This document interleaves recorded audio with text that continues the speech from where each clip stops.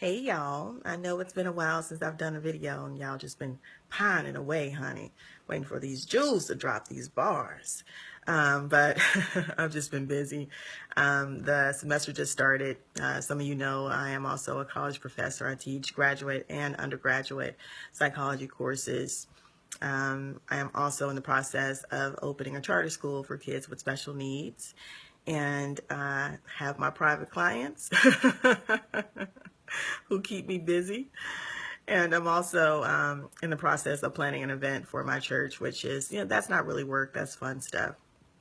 But I had this experience last night. I took a good friend to church with me. I love to take people to Agape because we do something special for people, for new visitors. And I love to see people's expressions when we do it.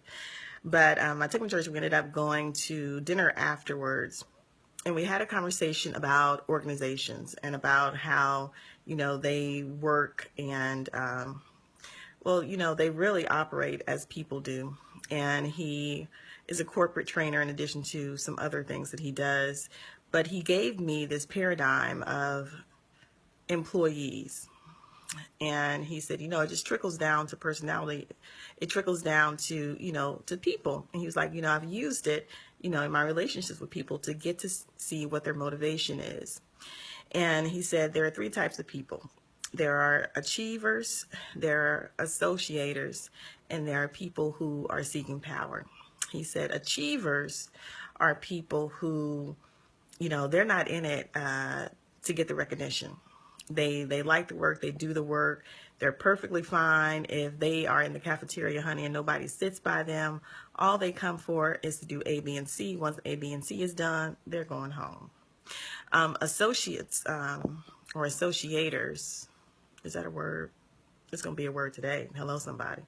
They don't really do a lot of work. They sit around and they may, be at that water cooler getting the latest gossip, honey. And they may move some paper around and put it in different piles, but they're not doing no work. They're there to see what A, B, and C is doing, how they're doing, what the mama and their daddy doing. But they down there just, creating a ruckus. They trying to get associated with that boss so they can get promotion and so they can tell other people how to work when they're not doing that. And a third type of person is, a person who is powerful or seeking power, seeking recognition. These people are usually, the boss, honey. That's usually the CEO or COO or, a supervisor or a manager or something like that. You see how I did? That was a judgment, didn't I? Like, just supervisor. But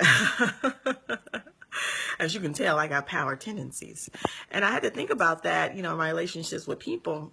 And I was like, I can do that with clients. I can do that with my students. I can do that with my friends, my family.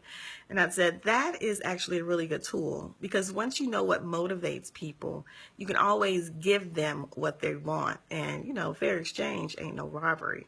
And I don't mean that in a way that you manipulate people. I mean that in a way that you are able to compromise, collaborate, negotiate, and do so in a manner where nobody feels like they're actually losing.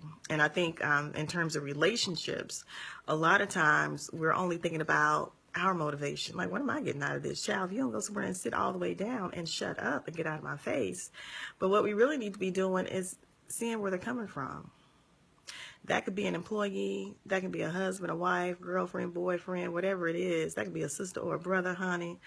It can be whatever. You need to find out what motivates people because what motivates people is what tugs at their heartstring. It's what they view as their identity.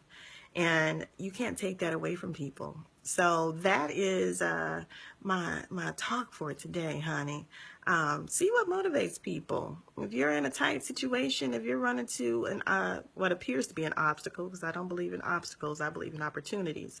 But if you run into something that appears to be, an opportunity, and you can't see yourself around, number one, pray about it, honey, and see what the Lord tell you.